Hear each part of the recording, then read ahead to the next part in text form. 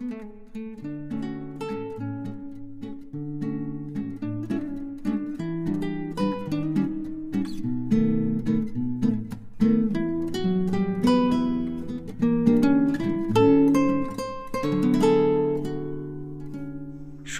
বন্ধুরা, সবাইকে অনেক অনেক স্বাগত জানাচ্ছি। আশা করছি সবাই ভালো আছো আর সুস্থ আছো। তো একটা নতুন সকালে তোমাদের সবাইকে অনেক অনেক স্বাগত জানিয়ে আজকের দিনটা শুরু করছি। সকালবেলায় উঠানটা ঝাড় দেওয়ার পর যখন ঘরের দিকে তাকালাম, দেখলাম আমার গাছটাকে, মানে আমার ছাদের গাছগুলোকে এত সুন্দর দেখাচ্ছে। তো তোমাদের সঙ্গে একটু শেয়ার করলাম। আমার গাছে আমড়া ঝুলেছে আর বেশ কিছু লেবু হয়েছে একটা টবে, সেইগুলো একটু তোমাদের সঙ্গে একটু শেয়ার করে নিলাম। সকালবেলাটা গাছপালার দিকে তাকালে না সত্যি মনটা ভালো হয়ে যায়। তো এখন মেয়েদের জন্য ব্রেকফাস্ট রেডি করছি। আজকে একদম হালকা পাতলা টিফিন হচ্ছে মেয়েদের জন্য, শুধু এগ পোচ করছি। তো যেহেতু ওদের সকাল সকাল ছুটি হয়ে যাবে আজকে, আর মর্নিং স্কুল চলছে, আর মেয়ে বলছে কিছুই খেতে ইচ্ছে করছে না। তো ছোটো মেয়েকে বানিয়ে দিলাম একটা এগ রোল, আর বড় মেয়ে এই যে এগ পোচ খাচ্ছে। তো এটাই হচ্ছে আজকে ওদের সকালের টিফিন। আর আমি আলাদা করে তেমন কিছুই আজকে টিফিনে দিচ্ছি না। একটু কেক নিয়ে যাবে, ও বাবা কালে কিনে নিয়ে এসেছিলো একটু কেক আর একটু ফ্রুটি। আর মানে এইটাই হচ্ছে আজকে আমার সকালের টিফিন দিলাম ওদেরকে। আজকে একদম কিচ্ছু করিনি রান্নাবান্না। সকালবেলায় উঠানটা ঝাড় দেওয়ার পর আমি এখন একটু ঘরের কাজকর্ম করে নিই, তারপর যাব পড়াতে। তো তার আগে কিন্তু আমার দাদা এই যে নিয়ে এসছে মাছ। তো মাছগুলো তো আমি তো এখন কাটতে পারবো না, আমি একটু মাছগুলোকে ফ্রিজে রেখে দেবো, পরিয়ে উঠে তারপর রান্নাবান্না করব। তো বাজার করে নিয়ে এলো। আর আজকে কিন্তু একটু রান্নাবান্না ভালো করে করতে হবে, কারণ কালকে সারাদিন আমি রান্নাটা করিনি তেমন, শুধুমাত্র ওই যে ভাজি ভুজি করে গেছিলাম মায়ের ওখানে। তো একটু সবজি টবজি খেতে হবে। কিন্তু মাছ কাটতে গিয়ে যে কী সমস্যা হচ্ছে, মাছগুলো এত মানে কি বলবো, যে জ্যান্ত মাছগুলো এত মনে হচ্ছে কাটা ফুটে যাবে, হাতে ঠিকমতো ধরতেও পারছি না। আর অনেকটা দেরি হয়ে গেছে। আর এমনি মাছ কাটতে আমি কোনোদিনই খুব ভালো পারি না। মাছ কাটতে না আমার অনেকটা টাইম লাগে। আর ওই ছাই ইউজ করা হয় না, তো ওই জন্য আরও দেরি হয় আমার মাছ কাটতে। আর তার থেকে বড় কথা হচ্ছে, মাছ কাটতে আমি না প্রচণ্ড ভয় ভয় পাই। মনে হয় কি এখনও আমার মনে হয় যে আমার হাত কেটে যাবে, হাত কেটে যাবে। তো এই একটা আতঙ্ক আমার থাকে। কিন্তু দেখো, সংসারের কাজগুলো তো করতেই হবে না, ভালো করে পারি মন্দ করে পারি, কাজগুলো তো কমপ্লিট করতেই হবে। ভাতটা চড়িয়ে দিয়ে এসছি মাছ কাটতে। আর হচ্ছে সকালবেলায় তোমার দাদার একটু তাড়া রয়েছে, তো ওই জন্যে আমি মানে তাড়াহুড়ো করতে চাইছি, কিন্তু তার আগে কিন্তু আমার ভয় করছে যে আমার হাতটা কেটে না যায়। তো সেই ভয়ে অনেক তাড়াহুড়ো করে চিংড়ি মাছটাকে ফ্রিজে দিয়েছি, আর এই মাছগুলোকে কিন্তু কাটছি। আর তোমার দাদা বেরোবে, তো সকালে পড়িয়ে উঠে তারপর এই যে রান্নার একটা তাড়া থাকে না, মানে আমি কি বলবো, আমি সবসময় আমার এত চিন্তা হয় যে আমি টাইমের মধ্যে খাবার করে দিতে পারবো তো। কারণ না খেয়ে বেরোলে না তারপরে আমার আর কোনো কিছু রান্নাবান্না করতে মন চায় না। যে বাড়ির মানে কি বলবো, অভিভাবকটাই যদি খাওয়া না খেয়ে বাড়ির বাইরে চলে যায়, তো সেক্ষেত্রে কিন্তু মনটা খারাপ হয়। তো ওই জন্য আমি প্রতিদিন চেষ্টা করি তাড়াহুড়ো করে কিছু একটা করে দিতে, যাতে ও খেয়ে বেরোতে পারে। প্রথমে কিন্তু মাছগুলো কাটার পর আমি করেছি পটল ভাজি, আর তারপর করেছি লাউটা ভাজি। তো লাউ, সেই গাছের লাউ ফ্রিজে রেখে দিয়েছিলাম, খাবো খাবো করে না খাওয়া হচ্ছে না। তবে আমার গাছের লাউগুলো না খুব মিষ্টি ছিল। তো আমি অল্প একটু লাউটাকে ভাজি করে দিয়েছি, যাতে তাড়াতাড়ি আর কি হয়ে যায়। তারপরে আমি মেয়েদের জন্য আলাদা করে রান্না করব। আর হচ্ছে তরকারিটা করবো ভেবেছিলাম, কিন্তু দেখলাম যে না, তোমার দাদা বলছে যে আমার একটু বেশি তাড়া রয়েছে। তো আমি একটা মাছ ভাজি করে দিয়েছি আর লাউ ভাজি, আর তার সঙ্গে হচ্ছে পটল ভাজি খেয়ে কিন্তু বেরিয়ে গেছে, কারণ উচ্ছে তরকারিটা তখনও হয়নি। আর এমনি বললো যে না, আমার তাড়াহুড়ো করো না, আমি মাছ ভাজি দিয়ে ভালো খাই। আর এমনি তোমার দাদা সব দিন মাছ ভাজিটা খুব ভালো খায় বলে আমি চেষ্টা করি প্রতিদিন তাড়াহুড়ো থাকলে আমি একটা মাছ অন্তত ভেজে দিতে, যাতে তাড়াতাড়ি খেয়ে আর কি পেট ভরে তৃপ্তির সাথে খেয়ে তারপর কিন্তু বেরোতে পারে। আর সকালে খাবারটা না এই যে যদি স্কিপ হয়ে যায় না, তাহলে শরীরটাও কিন্তু ভালো থাকে না। আর আমাদের যেহেতু খাটাখাটনির সংসার, তো শরীর ভালো রাখতে তো হবেই না, খাটনি করতে হবে, কাজ করতে হবে। শরীর ভালো না থাকলে কী করে কাজ করবে? তো ওই জন্য আমি সবসময় যেখানেই যাক না কেন, সে ভোর 4টেই হোক আর 8টায় হোক, আমি সবসময় চেষ্টা করি ভাতটা খাইয়ে দিতে। কারণ ও বাইরের খাবার একদম খেতে চায় না, খেতে চায় না মানে খায় না, আর খেলেও অসুস্থ হয়ে পড়ে। তো সেই জন্য আমি সবসময় চেষ্টা করি বাড়িতে যাই হোক না কেন, কিছু না পারি যখন আমি তখন সেদ্ধ ভাত অন্তত করে দিই। দেখা হলো ভোর 4টে বা 5টায় কখনও যদি কোথাও বেরোনোর থাকে, আমি তখন ওই সেদ্ধ ভাতটা অন্তত করে দিই। তো এখন এই যে তাড়াহুড়ো করছি। আর আমি না সকালে সত্যি কথা বলতে একটু চা খাবো সেই সময়টাও আমার হয় না, কারণ আমি যদি চা খেতে গিয়ে দেরি করি তো তো না খেয়ে বেরিয়ে যাবে। তো সেই জন্য আমি ওই যখন ও খায় সেই সময়টা আমি ওই 10টার দিকে 9:30টার দিকে ওই সময় আমি চাটা নিয়ে বসি, 1 কাপ চা খাই। তবে একটা জিনিস আমার সুবিধা হয়েছে, এই করে না বেশ কিছুটা ওয়েট কিন্তু আমি লস করতে পেরেছি। প্রায় আমার 6-7 কেজি ওয়েট আমি কিন্তু এই 1 মাস 1.5 মাসের মধ্যে লস করেছি। এটা কিন্তু আমার পক্ষে খুব ভালো হয়েছে। যে চায়ের নেশা করতে গিয়ে ওই সময়টা তো সকালে খাওয়াটা হয় না। তো তারপর মেয়েরা যখন আসে তখন ওদের সঙ্গে খাই, যেমন এই বছর এটা হয়ে গেল, এখন খাইনি তোমার দাদা। তো আমি রান্নাবান্না করতে করতে মেয়ে এসে গেছে। আর মেয়ে এসে গল্প জুড়েছে যে দিদি স্কুলে প্রোগ্রাম করছে, তো দিদির দেরি হবে। দিদা পাঁচ মানে 3টে পালস লজেন্স এনেছিল, হ্যাঁ, একটা চকলেট কেক আর মানে এমনি গোল গোল, যেটা হচ্ছে রবীন্দ্রনাথের জন্মদিনে কাপ কেক।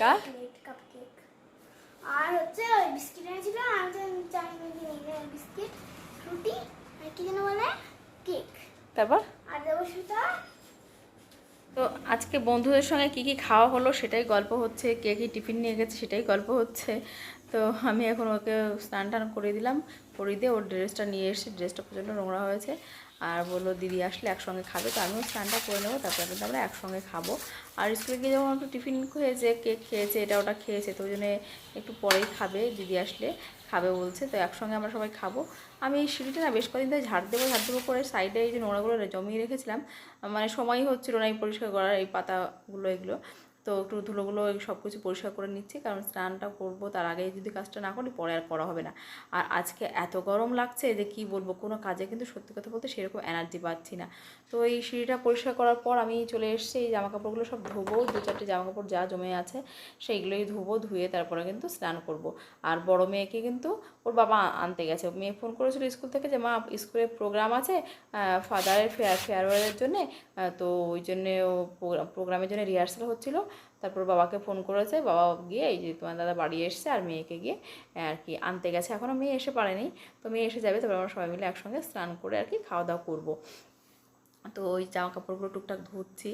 এত গরমের মধ্যে না সত্যি কথা বলতে কোনো কাজেই তেমন এনার্জি পাওয়া যাচ্ছে না, এতটা বীভৎস রকমের গরম পড়েছে যে ঘরের বাইরে বেরোতেই ইচ্ছে করছে না। আর জামা কাপড়গুলো আমি তো প্রতিদিন ধুই, প্রতিদিনই জামা কাপড়, কারণ জমিয়ে রাখি না, জমিয়ে রাখলে পরে আমার নিজেরই পরে প্রেশার হয়ে যাবে।